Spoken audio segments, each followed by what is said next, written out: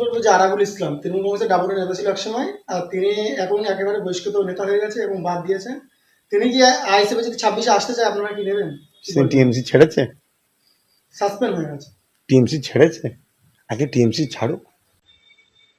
TMC resign দিয়েছে, TMC ছাড়ুক, তারপর আমাদের সঙ্গে এসে কথা বলুক, পরের কথা পরে হবে। কিন্তু এই যে 1 মাস ধরে গুজব হচ্ছে যে আইএসএফ এর আরাবুল ক্যানিং পূর্বে দাঁড়াবে, 1 মাস ধরে কে গুজব তুলছে সেটাও খুঁজতে আমি বেরোবো নাকি? ভাই তুই গুজব তুলছিস কেন? এটা কতটা সত্য?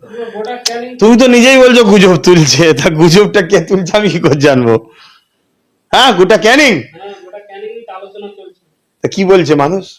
মানুষ শুনতে বলছে দাবকে হচ্ছে না কি মানুষ কি বলছে? মানুষ বলছে যেটা যেটা খবর পাওয়া যাচ্ছে। আরে মুখটা একটু দেখি না আপনার, মানুষ কি বলছে? সরকার মোল্লা নাকি ক্যানিং থেকে দাঁড়াচ্ছে না, এবার শুনতে পাচ্ছি ভাঙর থেকে দাঁড়াচ্ছে, আর ওখানে নাকি আপনারা আরাবুল ইসলামকে দিচ্ছেন, আমি সূত্র মতো খবর পাওয়া যাচ্ছে। না মানুষ কাছে কাছে খবর পেচ্ছেন তো? মানুষ তো বিভিন্ন মানুষ যখন বলছে, বিভিন্ন মানুষ উত্তরটা কি দিচ্ছে? আমার কাছে এই বিষয়ে প্রশ্ন করেছেন, আমার কাছে উত্তর একটাই, উনি কি দল ছেড়েছে টিএমসি? উনি এখনো টিএমসির লোক, প্রথম কথা। সেইলে দ্বিতীয় কথা বলে লাভ নেই।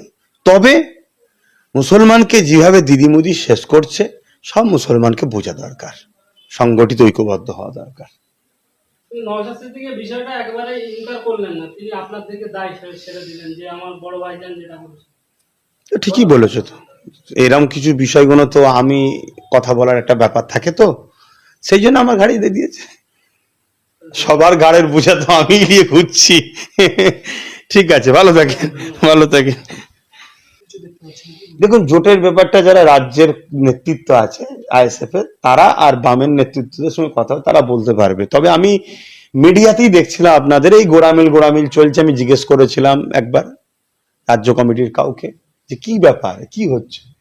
তারা যে কথাটা আমাকে শোনালো, সেই কথা একটা প্রশ্ন আমার মধ্যে থাকছে যে আদৌ কি বাম জোট করতে চাইছে? কেন আইএসএফ বড় হয়ে যাক, এতে অসুবিধা হচ্ছে না? তেমন কোনো প্রশ্ন চিহ্ন তাদের মধ্যে রয়ে যাচ্ছে না তো?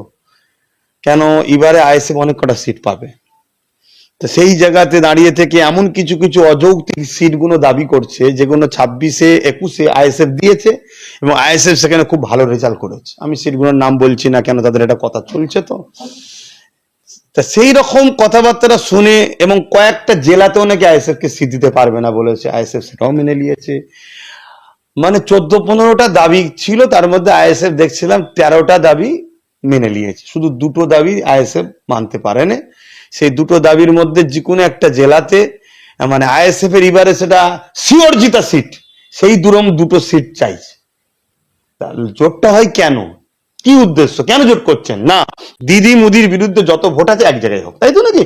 তাহলে আমি চাইছি এখানে আইএসএফ জিতবে, সেখানে যদি বাম দেয় তাহলে দিদি মুদিকে উপকার করা হলো। দিদি মুদির বিরুদ্ধে যত ভোট আছে এক জায়গায় হোক, তাই তো নাকি? তাহলে আমি চাইছি এখানে আইএসএফ জিতবে, সেখানে যদি বাম দেয় তাহলে দিদি মুদিকে উপকার করা হলো। আর যেখানে বাম জিতবে আইএসএফ যদি দেয়, সেই দিদি মুদিকে উপকার করা হলো। তা যেখানে যাকে চাইছে সেখানে তাকে দেওয়া দরকার। তা সেই জায়গায় ডিটেলসটা আরো তারা বেশি বলতে পারবে। আমি যতটুকু শুনলাম সেই কথাতে একটা প্রশ্ন চিহ্ন আমার দিলের মধ্যে গেঁথেছে যে আদৌ কি বাম জোট করতে চাইছে, না এদেরকে বারবার ডাকাচ্ছে, কথা বলছে, এই করছে, সেটা আরো ডিটেলস তারা বলতে পারবে। 2021 এর জোটের পরে দেখেছিলাম দেগঙ্গায় আপনারাও সিট দিয়েছিলেন, সিপিএমও দিয়েছিল, সেটা কি এবারে কি সেটা চিন্তা ভাবনা করছে? যদি দিদি মোদির উপকার করতে চায় তাহলে এরকম গুজামিল জোট হবে, আর যদি উপকার না করছে জোটের মতো জোট হবে। এবারে টার্গেট কতটা লড়তে পারেন 26 বিধানসভা? যখন প্রথম লিস্ট করা হয় আমাকে আবার শুনিয়েছিল, তখন 75টা মতো নাম ঠিক করা হয়েছিল, 75টা জায়গায় আইএসএফ প্রার্থী দেবে। তারপরে বসাতে নাকি ওনারা বলেছিল যে এতগুলো হবে না, তখন সিটটা কম হয়, 60টা না কটার জায়গায় এসেছিল। তারপরে কংগ্রেস বললো তুমি একা লড়বো, তখন এরা বললো যে কংগ্রেস যখন লড়ছে না তাহলে তো সিট কমানোর তো প্রশ্ন আসছে না। তারপরেও আইএসএফ বলছে বৃহৎ স্বার্থে দিদি মোদিকে একজনকে একজনকে হারাবার স্বার্থে চলো আমরা কমাচ্ছি। তারপরে শুনছি নাকি রিসেন্ট কত এখন আছে সেটাও তারা বলতে পারবে, তবে আরো নাকি অনেকবার 2বার কমিয়েছে। আমি এই যে বললাম যে এই কথা শুনে কোনো এক জায়গায় আমার মধ্যে একটা প্রশ্ন চিহ্ন দাঁড়িয়েছে, এটা দলের কথা নয়, আমার কথা, যে আদৌ কি বাম জোট করতে চাইছে, এটা প্রশ্ন চিহ্ন। এবারে একটা প্রশ্ন ভাইজান, যে একবারে 21-এ আমরা দেখেছিলাম যে হারে আইএসএফ এর প্রভাব পড়েছিল, সে হারে কিন্তু আমরা বিধানসভা ভোটে আমরা দেখতে পাইনি। এবারে তাহলে 26-এ কি সেই প্রভাব পড়া সত্ত্বেও কি ভোট ব্যাংক কি কাটতে পারবেন? দেখুন, আমি যেটি বলতে চাই যে বিগত সময়ে কেন্দ্রে ছিল কংগ্রেস, রাজ্যে ছিল সিপিএম বাম।